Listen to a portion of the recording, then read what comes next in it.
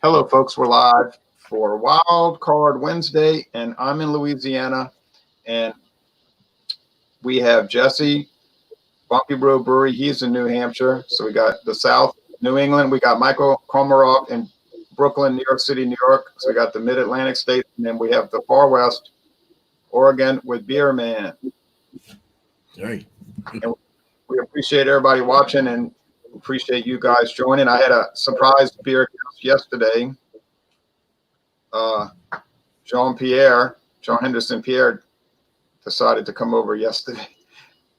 So I wasn't expecting that, but I was glad. I think he had a good time. Okay. So when I say come on down to Louisiana, some people take me literally. All right. Well, tonight I have a beer from Louisiana that was introduced 34 years ago when the company was started. It's a Beta Amber Lager. It's their first beer. Now, I missed their Abita Golden. I wish they'd bring that back, but this is the Amber Lager. And 4.5% alcohol, 17 IBUs. I'm sure a lot of people have had Amber Lagers, so I'll go around and let everybody else tell what they've got. Well, Jesse, you can go. Just in the order I introduce people. Okay, I didn't know if you wanted to do the whole state to state. So I got a Tusker. This is an African lager, and it's 4.2% ABV. So, yeah. Yes. Yeah, some like if you get on the company's website, some kind of like gruesome, morbid story about the origin of it. Yeah, like on the bag it just says "Together Forever." When you open a bottle of Tusker, you are joining the world in celebrating one of Africa's great original beers. Tusker has been brewed with care, craft, and love since 1922. Every crisp, clean mouthful summons up the taste, sunshine, and love of life of its African roots. Yeah, it was started in British Kenya, and it was something about one of the people got killed by an elephant, I don't know, something like that. But Michael, Mr. Wildcard, formerly the Stout King. I have Paulaner Salvatore, which is their Doppelbock, or I think it's called a Doppelbock. Yeah. And the brewer is from Munich, Germany since 1634. And I know Jay has been lucky that he got a mug from them and some free beer. So that's a good thing. But this is their Doppelbock, and it's at 7.9% alcohol. And it's good, best until 5/21. So it has 10 months left or 8 months left. Yeah. They contacted me about 5 years ago, and they were like, hey, if we send you this beer, would you do reviews for it? And I was saying, yeah, sure. I think they check people out and they know they like it already, so they just figure, let's send it to people that like it, and then they'll just keep saying good things about it. So I did the reviews, and I was talking about, oh yeah, Paulaner Salvatore is great, and all the other ones I got. And so they contacted me this month and said, or last month, and said the same thing. You want some more beer to review? Well, I mean, I'm the kind of person that's going to say, yeah, send it, They sent me a nice Stein 500th anniversary of the Reinheitsgebot. They sent me a T-shirt to wear. They sent me the Radler that they introduced to the United States, that grapefruit Radler. So, I mean, hey, keep on sending it. I'll keep reviewing it. I won't get bored. Yeah, I don't get bored with Paulaner beers, I mean, it's just good. You don't get tired of it. So now, oh yeah, James P. Madani. I'm glad you reminded me. My mind was so frazzled from this little mishap. Okay, now Beer Man, you're going to tell us. All right. Well, thanks for letting me on, man. This is great. So this is I just picked it up quick. It was Logsdon's Farmhouse Ales. They're out of Washougal, Washington, somewhat close to me on the northwest side here. This is their Urban Encore Classic Farmhouse Ale. It's a 5%. Figured it might be kind of tasty. Be one to show on your show. So yeah. I'm looking forward to this. Cheers. Okay. Is that? I don't know what else. I don't know any IBUs or. I mean, I know they're. I don't know. We'll see what they sound like, taste like. Hey, Jeremy. Jeremy's from Arkansas, y'all, and he's going to tell us about a beer. Now, I've had all the rest, but I never had the one beer man has. So, Jeremy, what do you have tonight in Arkansas? I picked this the other day for this, the Shiner Oktoberfest. I haven't had that in a while. So 5.7 ABV. I forgot the IBUs on 18 IBUs. So okay. Are you already pouring or anything yet? No. I'm about to. Okay. I'm about to. Let me just send James that message. See, I added James to Beer Talk so I wouldn't specifically avoid forgetting to invite people, but of course he quit Beer Talk because he said he kept getting alerts on his phone. And I tried to tell him, I said, you can disable the notifications, but you guys doing all right today? Oh yeah. Yeah. I'm about to sneeze. I was doing all right, Jeremy. I had a little problem right before we came on when involving washing my phone in the washing machine. So it kind of got my mind a little off track. You know what I mean? But no, the whole reason I created Beer Talk 2020, well, it used to be called Beer Talk 2014. It kept changing as the years went on. But the whole reason I created that was to make a hub, right? Where people could just talk about beer, of course. But then, so when we did the Hangouts, we have the link, and then everybody has access, and I don't have to sit there and try to think, now, who do I have to invite, you know? Because in the old Google days, you had to kind of think, and it was a real pain in the butt. And then I came up with that idea to make a hub. But anyway, James got the link. Yeah, good. But it does happen where I'm absent-minded to start with. So then having that little mishap, that's going to make me less likely to remember. But I'm going to highlight myself and go to the beer, and then we'll go to everybody. So like I said, I've had all the other beers featured tonight except the one that Beer Man has. But he always has interesting beers that I never have a chance of getting. But that's fine. Listen to it and just imagine how good it is. So bubbly amber appearance. I was drinking beer out of this glass earlier, so the people that's going to say, it's got bubbles on the side. It's got bubbles on the side. Okay, it's got bubbles on the side. We'll make it. We'll survive. I don't know why that's like a big thing for people, you know, like, oh, it's like you never seen bubbles. I mean, all right. Smells bready. It's very mild. And we were talking about Roman meal bread, and then my friend David advised me not to use that terminology anymore. He said, don't say Roman meal anymore because nobody knows what you're talking about. I said, okay. So it smells like a dark brown bread crust that I used to eat years ago. And you know, it's mild. This is the original Louisiana craft beer, y'all. Cheers. Cheers. Cheers. Cheers.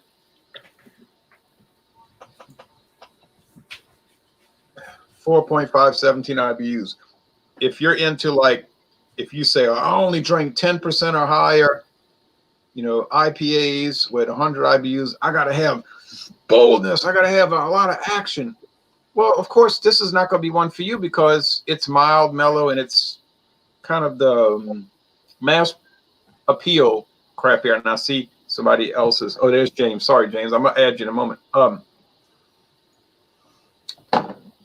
Medium body, crisp finish. If you like mild, pleasant beers, and I love mild, pleasant beers. Don't really care for light beers because they're too thin. And it's just a little too thin for me. But these regular, mild, mellow beers, I'm all for it. So I'm going to try to update the comments, and then I'm going to add James. So I'm going to go back to everybody's screen, and then we'll go back to the people.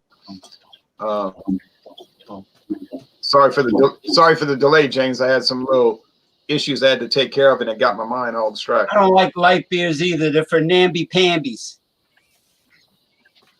I like Well, that's that not my philosophy. No, yours is not light. No, I'm No. just saying I'm not as militant about it, but I Yeah. guess they're not. But what do you have tonight? I like the word cahoots too. That's a funny word.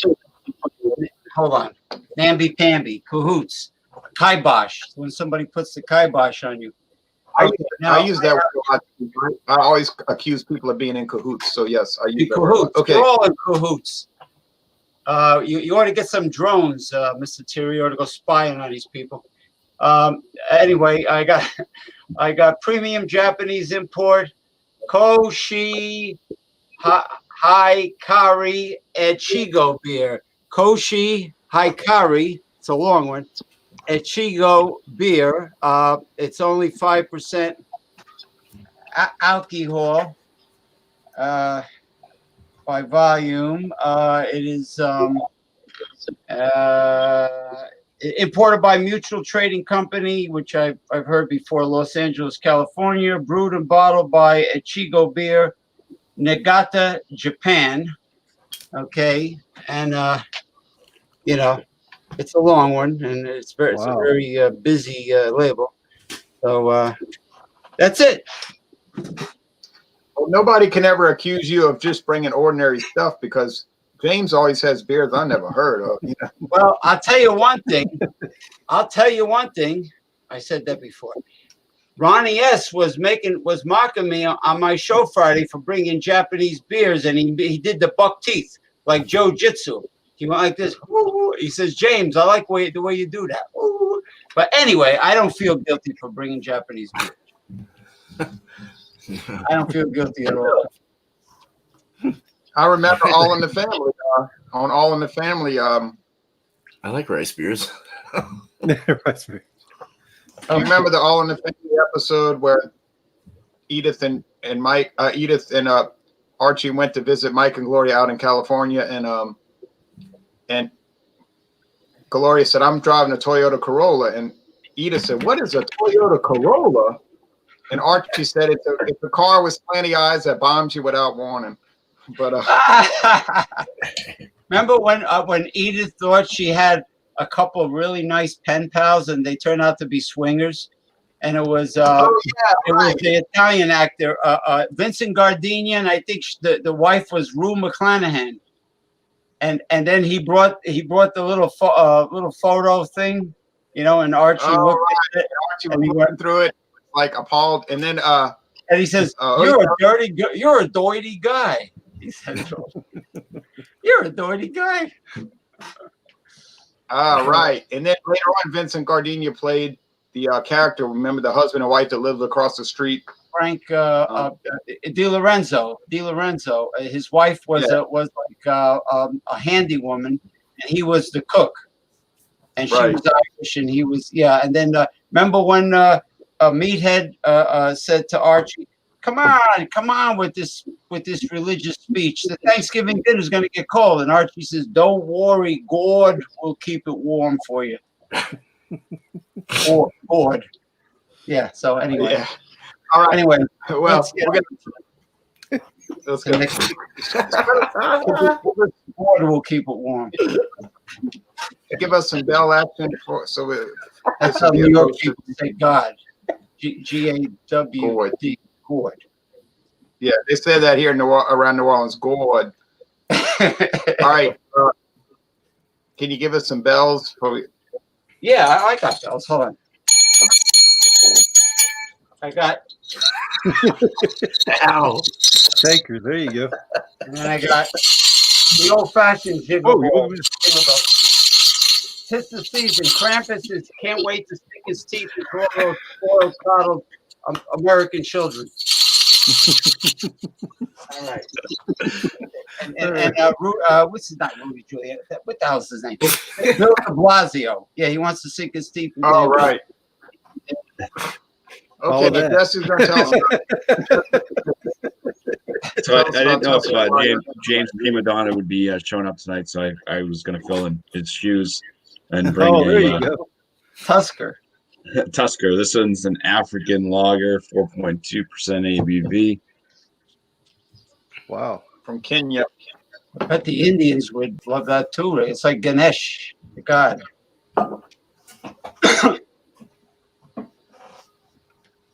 I've never seen that. I've never seen that beer before. Barely so. Yeah, it's got the nice tight white bubbled head. It's got the kind of a little bit darker than straw. It's like a light gold coloration. Very clear. Hey, I've got a few bubbles too. They're swinging to the side of the glass there. That's not right. Your aromas. It's got a good malt presence to it. Kind of a rich bread, white bread crust.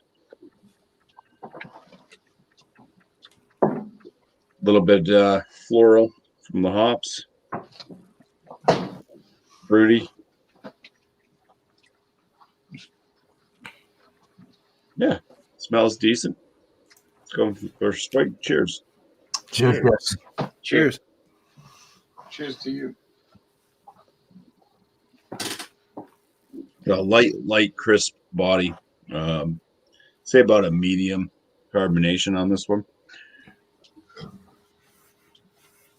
The bread crust follows through with the malt,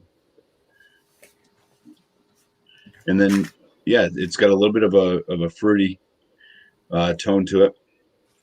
Still a little bit floral as well. There's a slight little zesty bitterness to it.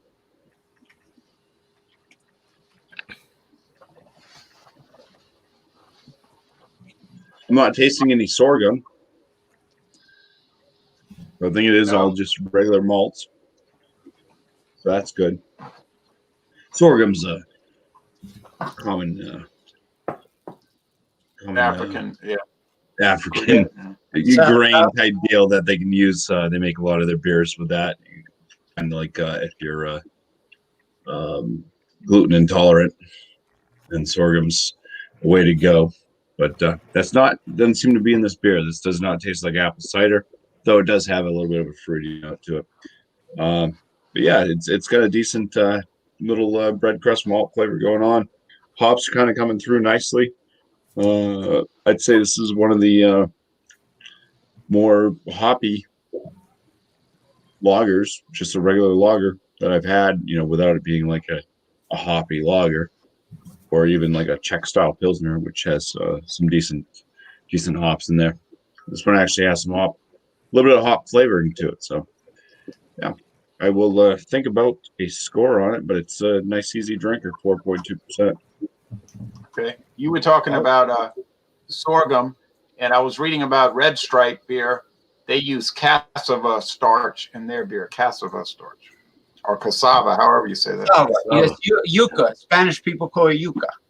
Yeah, it's like a potato type thing, right? Yeah, it's a root. It's a vegetable from the tropics. Yes. Okay. I have Paul Anner, Salvatore, Doppelbock. Company goes back to 1634 in Munich, Germany. Comes in an 11.2 ounce bottle. In the glass, the head has faded down to a very slim beige head. Beige, a little bit lighter than beige, maybe. Not quite beige, but off-white anyway, for sure.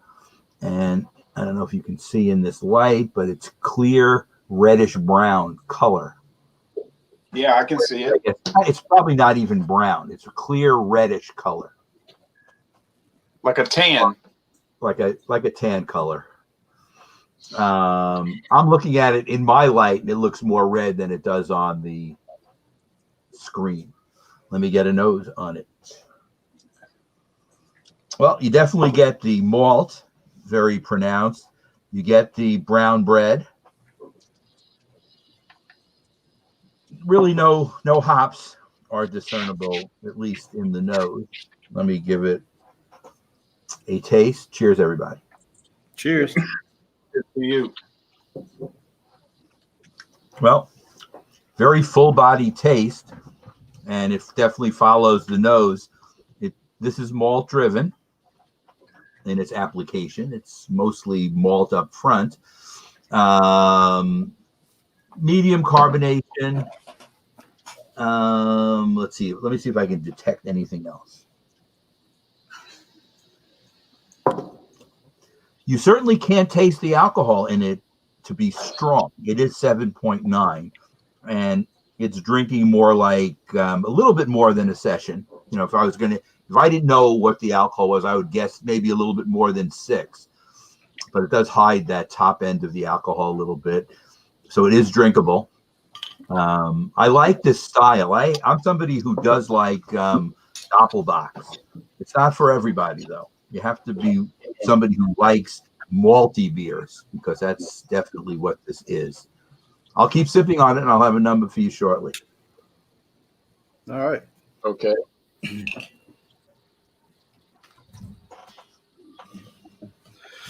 All right. So I've got one. This is from Logston Farmhouse Ales out of Washougal, Washington. It's called the Urban Encore Classic Farmhouse Ale. It's a 5% ABV. I didn't see any IBUs listed. It's canned 8/13/20, pretty fresh, fairly fresh anyway, about a month. Very nice, cool graphics on the can. Brings up Mount Rainier and all that. It's kind of neat. Pretty cool around here. We got a lot of volcanoes, and it's like the armpit of hell over here if we go off. So like 3 or 4 volcanoes, we're doomed. But this farmhouse ale should put out the fire. Let's pour it. Oh, it's very light, very straw colored. Crispy looking. Looks nice. It's got a nice white frothy head. Poured in a 16. Nice. So we have very effervescent beer here. Fingerhead. Let's go for the nose. It's crispy, lemon, citrus, very bright, clean smells coming out. Very, very something I would definitely want if I was working on the farm. On a hot day, you know, it's very thirst quenching rhythm to it in the nose and the aromatics. Really pulls up that lemongrass kind of effect. Not real barny or, you know, foot smelling, just real smooth and clean. Let's go for the look. A nice white head. The retention went down very quick. The effervescence really pushed that down, I think, crunched it up and brought it down. It's very fast rising bubbles. Crazy. A little bit of a dull color to it. It's got a hay color, though, not quite gold. And I guess you could call it a light gold. Pretty dull in the look, though. You can see through it. You can see my hand. I just can't make out the fingerprints. All right, so cheers. Let's go ahead and drink this. Cheers, beer man. Cheers. Cheers to you. Bright and effervescent on the tongue. It's very fast rising bubbles also on the like a crazy carbonation going on. Very jumpy, but also very smooth. It pulls off quickly with a nice kind of a medium fast finish, a dry finish. Kind of chalky around the sides of the tongues and the tongue in the back. I only have one tongue. On the top, I'm getting citrus, you know, more of a lemongrass or lemon forward citrus. And then on the tongue, you're getting kind of just the same effect. Alcohol's obviously not there. It's a light drinkable beer, crushable. Very thirst quenching, very clean, very watered down. But still with a good flavor, you know. Drinkability, freaking phenomenal. Totally can crush these. I've got my scores on this. Cheers, man. This was great. Okay. Light body. I forgot to say that. Sorry. What? Say that again. Well, I meant to say light body. I forgot to mention the body and all that stuff. But yeah, light body for sure. Again, I have the Shiners Oktoberfest. 5.7 ABV, 18 IBUs.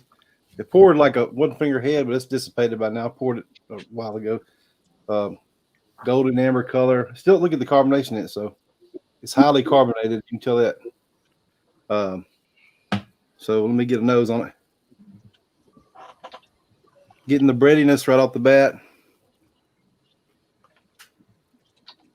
A little wheat aroma on that too. That's about all I'm getting on this. So cheers, guys. Cheers, Jeremy. Drink. Cheers. Cheers. All right, right off the bat, kind of get a little bit of a sweet caramel type flavor, just a little hint of it. I don't know why, but it's got a little bit of bitterness on the back end of it too after you drink it. More than a lot of these Oktoberfests that I've drank. Kind of a medium bodied, I would say. Highly carbonated though. Yeah, it's a good Oktoberfest.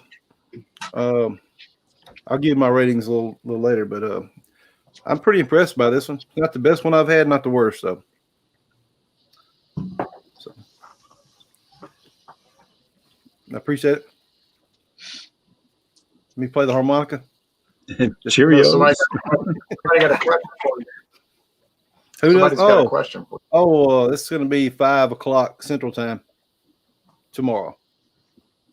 So anybody wants to join in is welcome. We just hang out, talk, and have a good time. So if anybody wants to join, bring an instrument if you want to, like Beerman does. I don't know what Kevin's talking about. I was live. I'm live right now, and I was live twice yesterday with Jean-Pierre. So, and then I did two. Maybe he meant to type somebody else's name because I did 2 live reviews with Jean-Pierre yesterday, and I did 2 taste challenges yesterday. That's right, you did, didn't you? Yep. He's selling the stock. Sell. Okay. All right. Got the Koshi Hikari Ichigo beer from Japan. And Mr. Tirio, I was reading up on sorghum.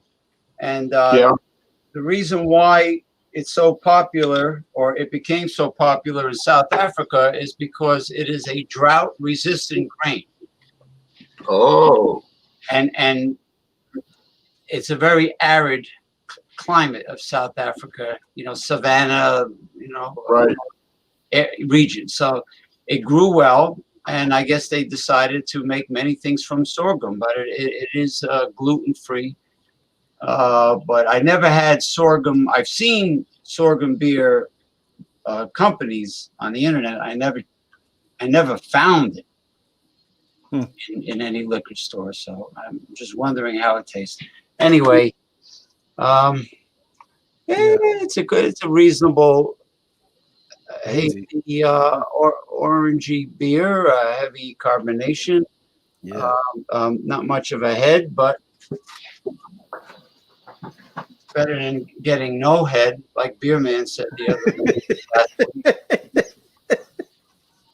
Oh, I got magnolia on the back of my tongue in the front. I got sage, and underneath my tongue, I detect persimmons. No, I'm kidding. What part of the tongue? No, I was just doing Beerman's, right part, left part, bottom part of the tongue. That's right. Lengua, as they say in Spanish, lengua. Not much of an aroma. But just like the pale ale from Japan, that was a dark, like a chestnut brown. That was great. But this is a very refreshing, crisp, clean taste. This is a beer that you can drink quite often. But then again, it's not light, like a light beer. It's stronger than, let's say, a Corona. It's not a light beer. It's more like a light lager, but not classified as a light beer. But very full-bodied, malty flavor, well balanced with the hops and malt. I don't know much about it because they don't tell you. And often with these Asian food companies, they don't want to tell you.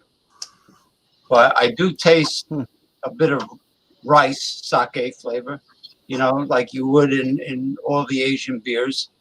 Kirin, Oro, Qingdao.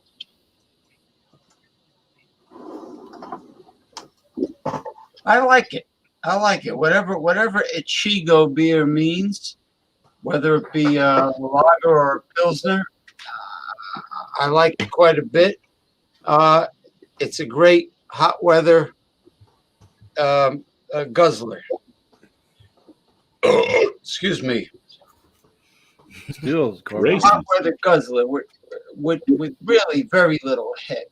Evidently, the geisha girls that give their blessing on this beer do not provide much of a head at all. And, but anyway, you know what?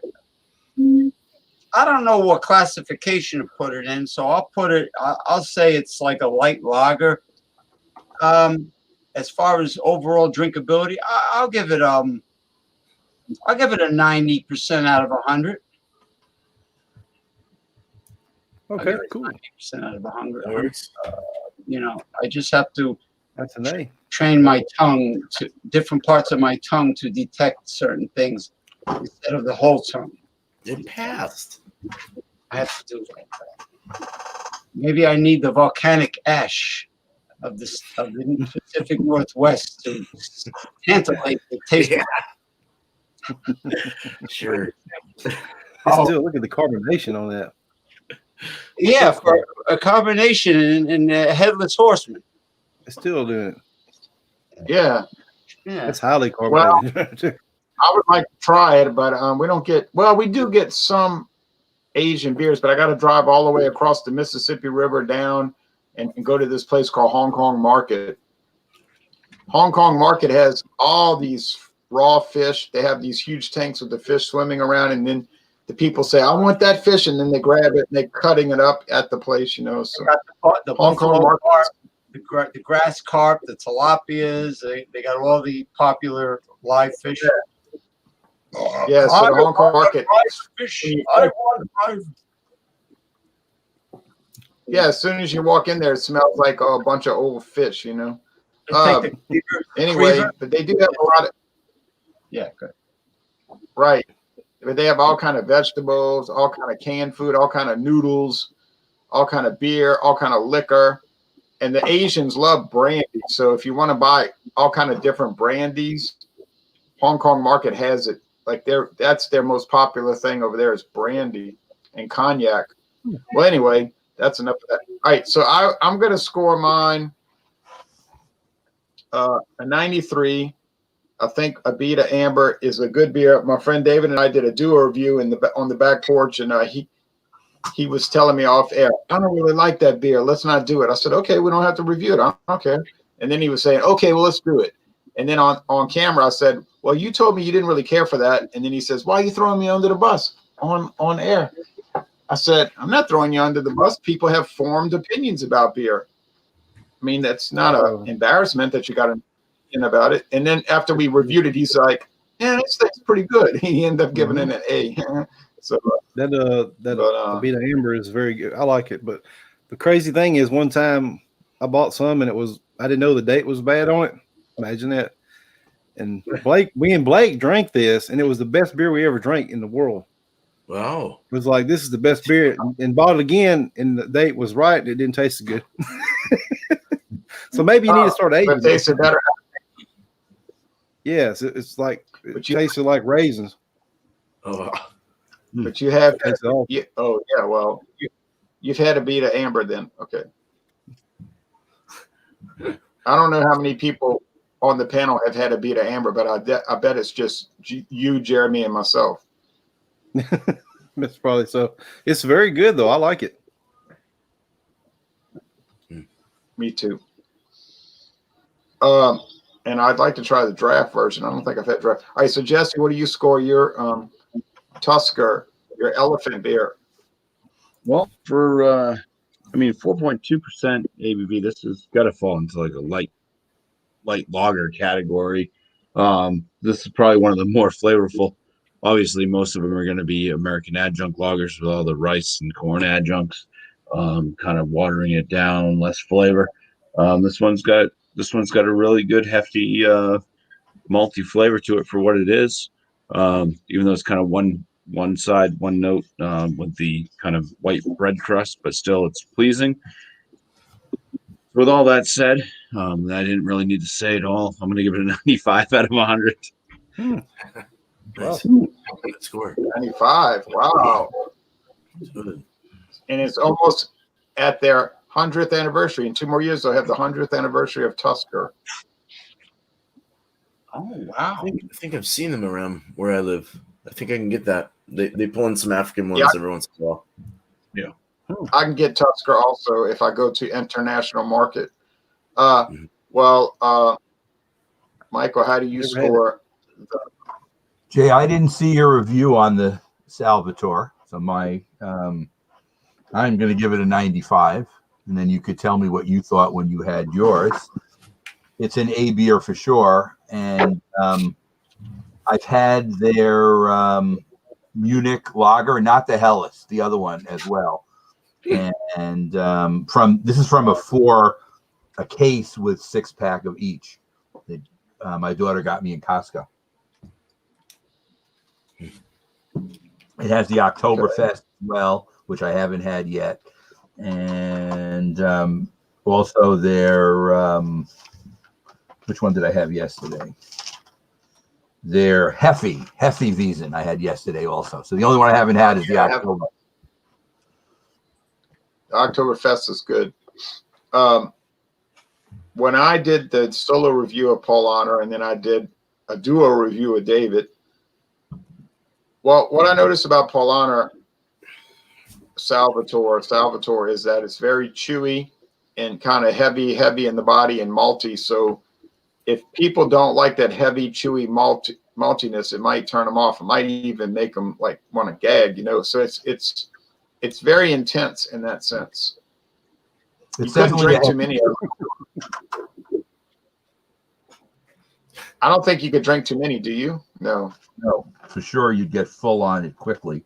Yeah. I was going to say, compared to the Optimator by who does the Optimator? Spaten. Compared to that, this is heavier. The Spaten is 7.6 and is decidedly lighter as far as a Doppelbock. It is. And those monks would drink these Doppelbocks and as food because they would just fast from any solid food, and they would just drink these heavy Doppelbocks to give them like liquid bread. And you could see how drinking that all day that would probably get you fattened up. Really. 32nd of November.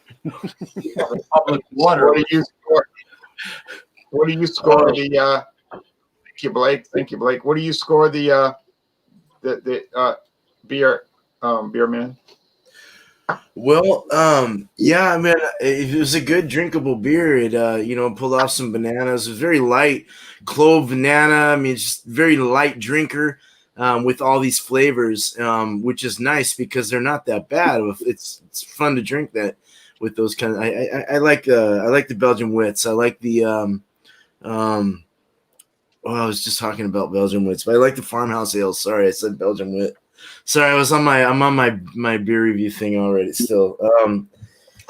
But I like these. So this put off like a little bit of like a clovey banana. It was really my mind's everywhere, dude.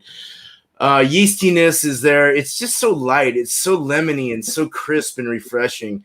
I gave it a 94 out of 100. A very good beer. Very almost an A in the middle A range. So yeah, very good beer. Very impressed. Great. 90. So we got 90, 93, 95, 95, 95. And now Jeremy's going to give us the final number. I'm giving this one a 91. It's not the best Oktoberfest I've drank, but it's pretty good. It's a little bit more bitter than what you would think for 18 IBUs, but it's really good. I would buy it again, but it's just not it's not up in the A+ range for sure. A-.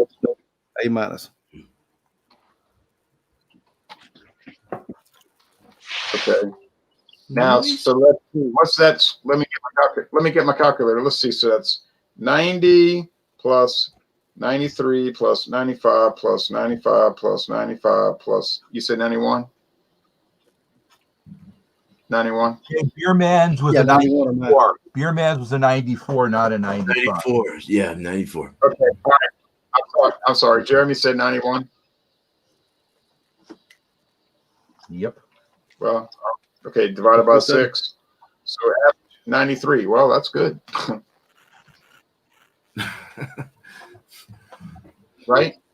Average of a 93. That's a good. Very good score. Good Good day. Now, Simon, there is one thing that you got to think about. Let's think about it along these lines. On Ash Wednesday and Good Friday, all right, no solid food between meals and no liquid except for water. Okay, so that you don't pass out and dehydrate. But let's say that you're eating lunch on, let's say, Good Friday, and you have, let's say, fried shrimp and fish with a little potato salad. If you drank the Doppelbock as your drink, that would be part of the meal. And if you, I don't want to be legalistic, but that would be part of the meal. And if you had a Doppelbock with like a very light supper with, like, say, bread and butter and maybe a couple of potato chips, so that would be the evening drink. So yeah, you could, if it was part of the meal. Yeah, so you could drink the Doppelbock for Ash Wednesday and Good Friday, and you wouldn't break the fast. And I know, because I do that. But it's not always Doppelbocks. Anyway, let's see. So those are interesting topics. Let's see, a few more comments, and then we're going to talk about previews for people's shows, whatnot.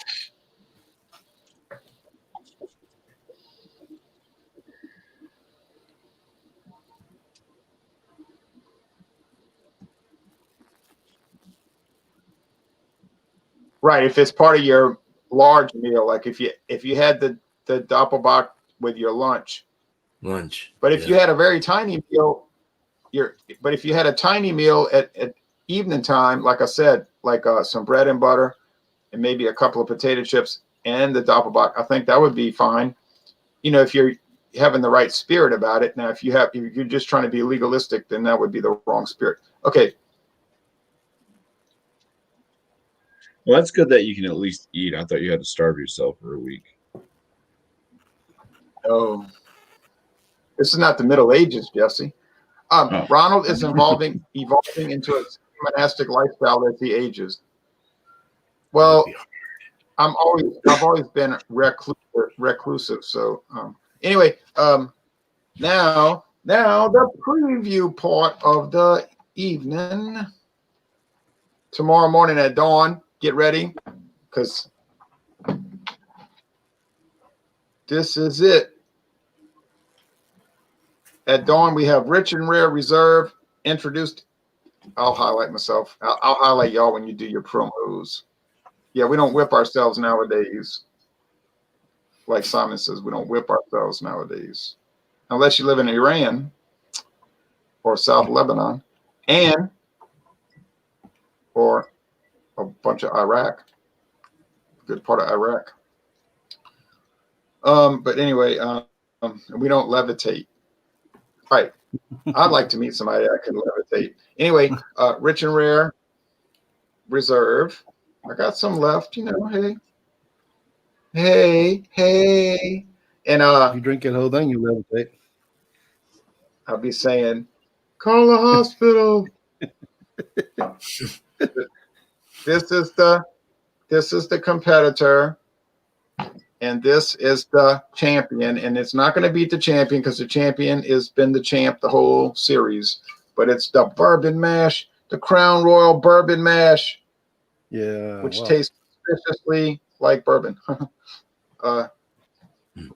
It's going to be a war at dawn. So get ready for the war. All right. So now, and then I'm going to do one later on in the morning before I cut the grass. I'm going to do Windsor Canadian versus bourbon mash. So, Multi Mondays, 8 p.m. on Monday. It's 8 p.m. Eastern time on Monday. Well,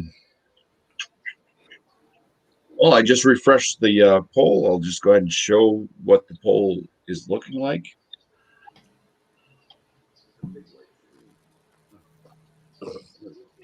Imperial IPA win. Yeah. You know, see the blue. I voted on that. So Imperial IPA for Multi Monday. It's any style IPA that's Imperial. So New England, Northeast, East Coast, West Coast, English. If you can find an Imperial English IPA, good luck to you. But yeah, Imperial IPA for Multi Monday. This upcoming Multi Monday, which will be September 28th. Nice. And look what I just happened to pick up at the store today in anticipation of this election outcome. Oh, pterodactyl. Oh, Santeria. Santeria. Oh, Santeria. Oh, double. Oh, India Pale Ale. Okay. Right. You're ready to go. That's a cool can art. I like that. 8.7%. 8.75. 8.75. Wow. Mike wouldn't like that ABV on what the ABV because he only goes by the.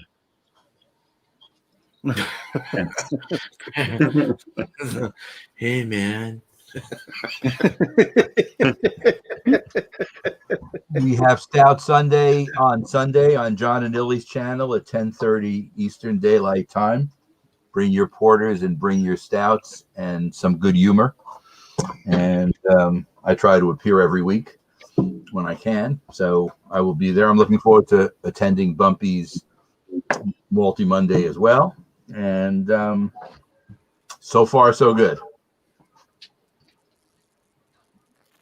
Awesome.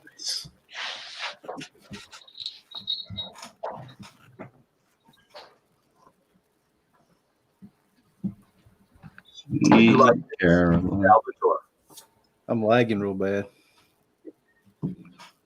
Did I hear somebody say Stout Sunday? Oh. There you go. I just thought I heard somebody say All right. That's a good one. That is.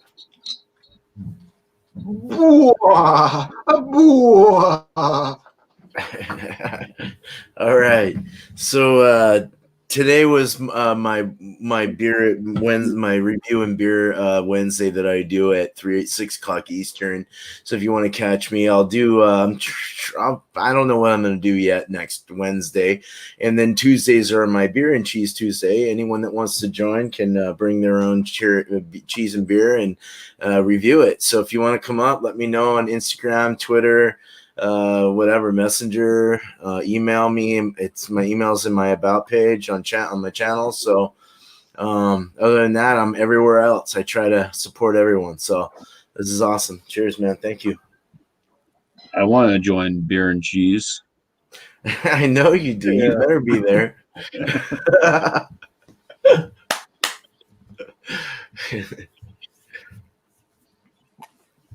I just do hangouts on Thursdays and sometimes Saturdays.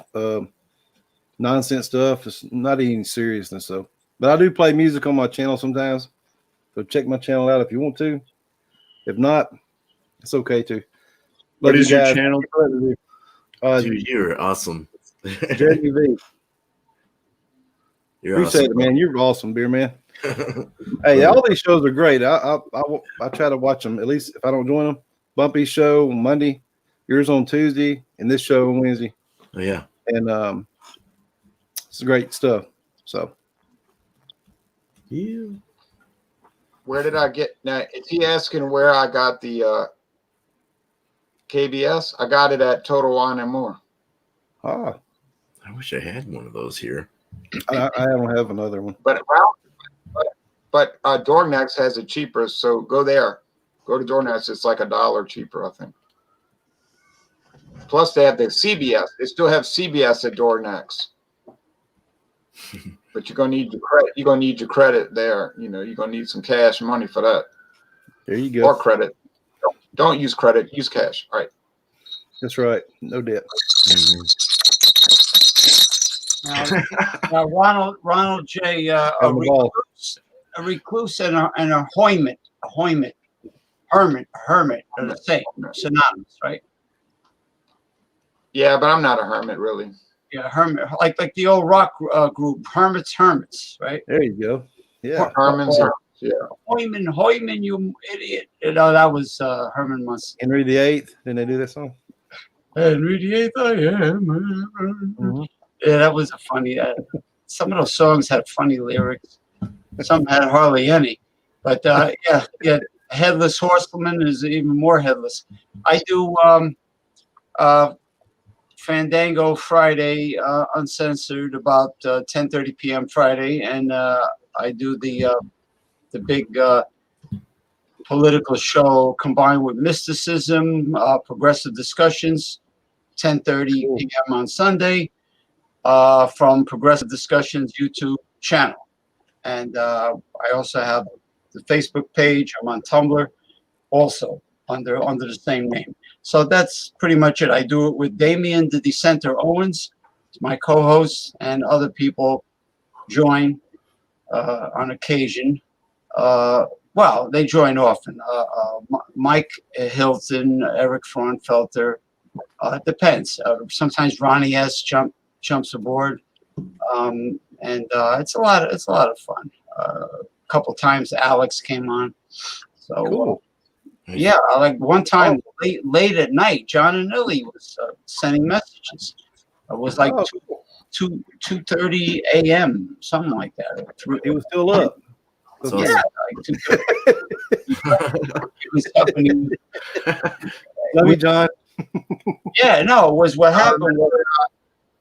Yeah, I was showing my Ghost Hunters electromagnetic device that picks up that helps you communicate with the spirit world, and John was fascinated with it, and it was EMF detector or something. Yeah, the second time I used it, Sunday, it was really communicating. I mean, really scary. It was, but there was nobody mocking it to piss it off. Like the first time with Ronnie S. and Eric Fraunfelter were kind of mocking it. I said, "Don't do that. Don't mock the dead." You know. But yeah, EMF detector, exactly. It's an app. You can get an app for practically anything, believe it or not, for practically any purpose. But anyway, that's what I do. The two shows. Cool. And nice. If you ever are talking to anybody and their name is Captain Howdy, get off. Stop talking. Get off. But you know, these spirits never do something fantastic like giving me 6 winning Powerball lottery number. or another good idea is if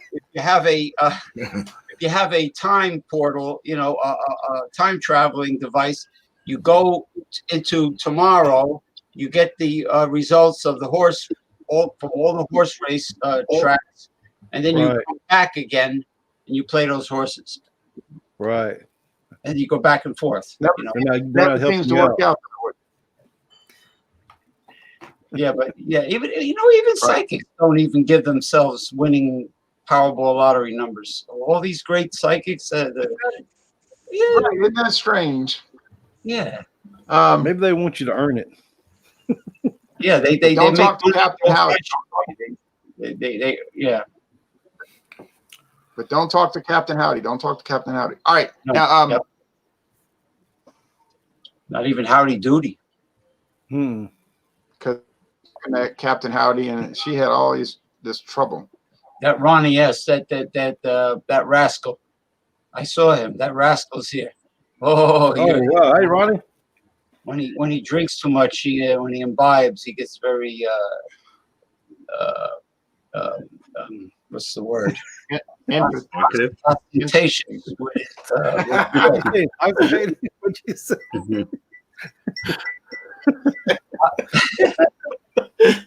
All right. Now, well, that's the end of this program. And so y'all want to guess the ABV later, you can go join that. Or if That's you want right. to see some Dawn Bar whiskey action tomorrow morning, you can check it out if you're up at 5:30. And somebody asked me, who drinks at 5:30? I said, I don't drink at 5:30. I'm tasting. I'm not drinking. I'm just tasting it. Yeah. Just taste. 2 glasses. Just 2 glasses of whiskey. That's all I'm tasting. Not a whole lot. It's like the fine wine taste. They spit it out. They taste and they spit it out. You know. Yeah, I don't spit it out. I don't spit it out. I'm not a waster. Right. Not the Johnny Walker that you got for $300. You're not Blue gonna label. Blue label. Yeah, $242 after tax. No, I'm not spitting that out. I'm a conservationist, so I don't believe in wasting. All right, now, so James P. Madonna is going to close us out with a music selection, and then we'll be off the air. Yeah, you know, I think the South Africans should try to make some hard liquor from sorghum. That would be interesting. I don't know how if it comes out clear or if it comes out like a whiskey or, you know, I mean, I think they should do it. I mean, sorghum is their calling in life. And along with hyenas and, you know, and lions and all that. Tigers and bears, oh my. Lions and tigers and bear. Oh, my. Oh, the man who drinks in a toilet. What? They get their water from the toilet to make sorghum?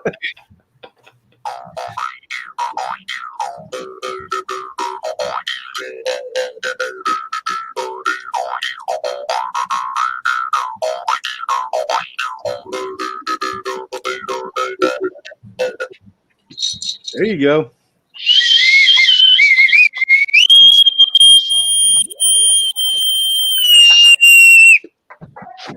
Arr!